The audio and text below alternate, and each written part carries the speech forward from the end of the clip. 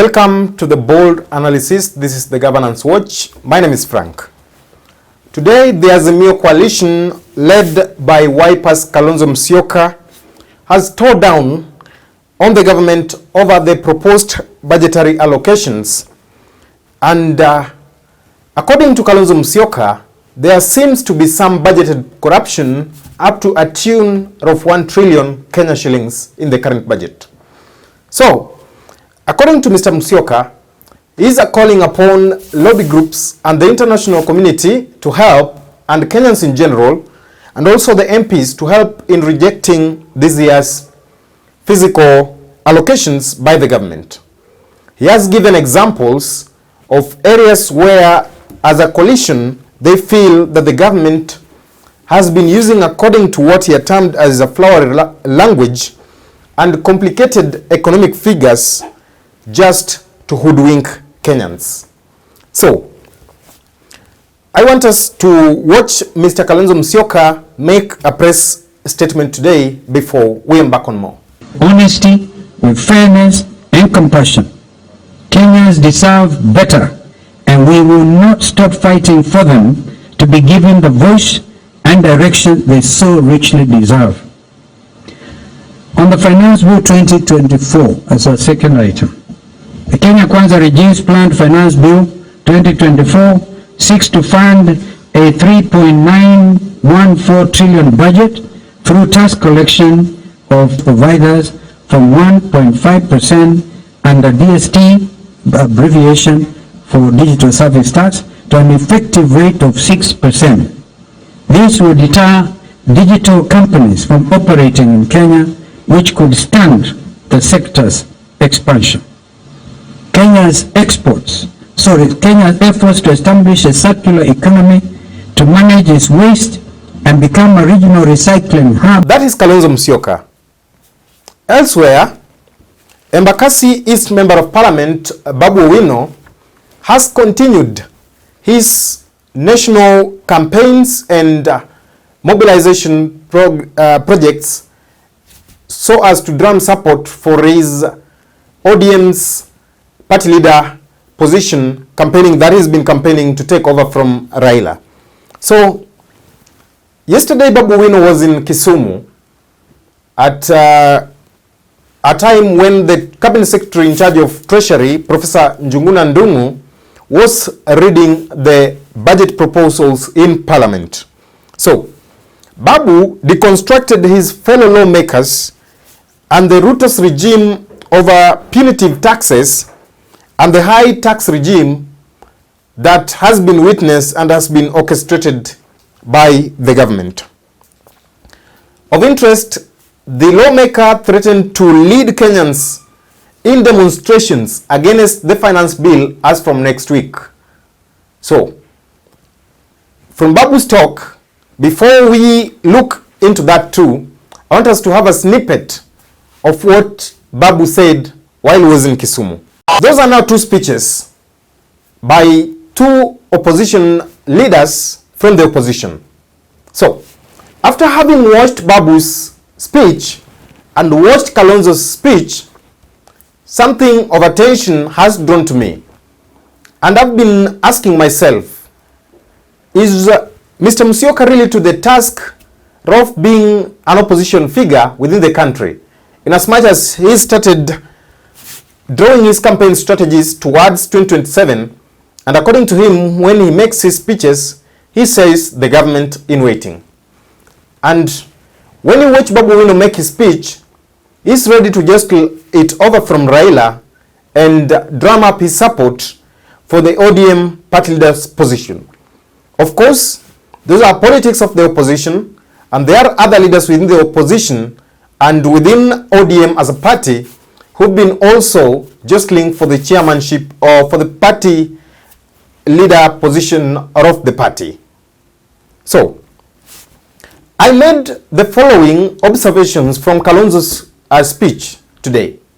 One, in as much as Kalonzo is trying to pitch himself as the opposition leader and as the next presidential leader for the opposition, I still feel that Kalonzo still doesn't command that charisma and the authoritativeness and boldness that an opposition figure should be speaking with, and especially in matters that are crucial and are directly touching and impacting on the lives of the common citizen who now feels that has been pushed beyond the wall by the government.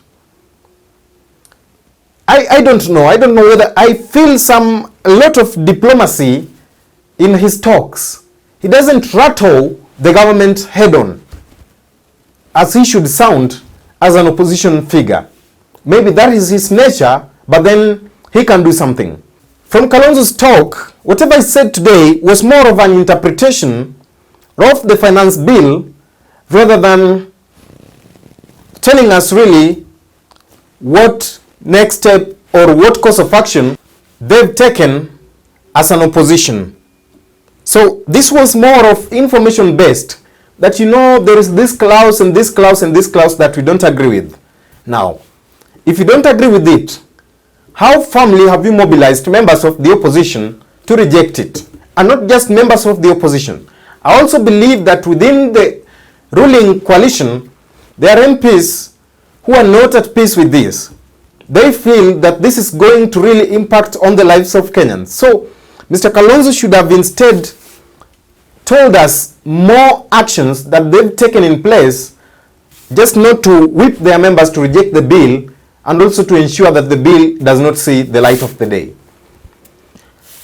Of course, Mr. Kalonzo highlighted a very important point of how the government has budgeted for corruption, as we've stated, and maybe, I don't want to go into detail into that, but then on the flip-flop, I want us to have a critical analysis on Babu Owino's speech.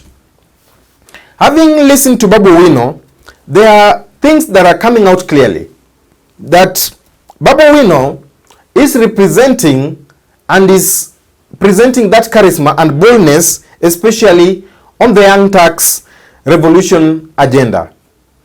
Social media today and a better part of yesterday has been full of information of how generational faces, and especially the Generation Z, and their take, the Generation Z of course and the millennials, and their take on the financial bill, and the boldness and the charisma that these generational headsets are commanding on social media. I saw it within Babu Owino, or with Babu Owino. The way he spoke on the finance bill, and the way he addressed the president directly on this, and the way he criticized his fellow lawmakers of claims of being bribed in order to pass the bill. So that one was a plus for him. And he represented the voice of the youth, whom for ages have been taken not to be having serious input into such important issues that touch on the integrity of our nation. Number two, Babu, from his speech, you can hear and you can see that this is somebody who is bringing out that opposition mantra, that opposition boldness, that opposition strong stance, in that he's ready and he's already drumming support in order to get a grip of the national politics and of the national party, that is ODM, in order to use ODM, whether he'll use ODM or he will use a different vehicle for his future endeavors in politics, but you can see that charisma in him. You can see that mobilization strategy in him, and you can feel it even on the way he's addressing the crowd. And even at some point within his speech, there was a time that he asked those people that have now talked to you, and I feel like I should now leave for you something small for lunch. And the crowd was all shouting, telling him, no, we are okay. So this is somebody who is selling the political ideologies to his people in a strong way, that the people feel that they resonate with it. Number three, on Babu Owino's speech and talk, people have been complaining of the silence of the opposition, and especially the opposition chief Raila Odinga, on these issues. since he launched his bid for the AUC chairmanship seat sometimes back within this year. So this was the perfect opportunity that we could have seen Mr. Musyoka come out and maximize on his grip and maximize on the opposition's stance and present himself as the ideal opposition figure or as the ideal leader of the next government in waiting that should be heard and be listened to by the people. But instead, you see, the way Babu Owino approaches his talks and his political ideologies, he seems to be maximizing on this opposition silence, and sooner or later, people will start seeing him as the alternative voice. Already, this one has started sending shivers across the political scenes and across the political divide, and even within his ODM party. Of course, last week, there were some reports of some WhatsApp group leak of MPs who are from Nyanza who feel threatened by Babu's inroads into the region and nationally. So they were devising strategies as to how they can curb the inroads that Babu Owino is making. So it is indeed interesting times to watch ahead, as now the talk on politics seems to be shifting from a certain age group to a certain age group. Thank you for watching. That marks the end of our analysis.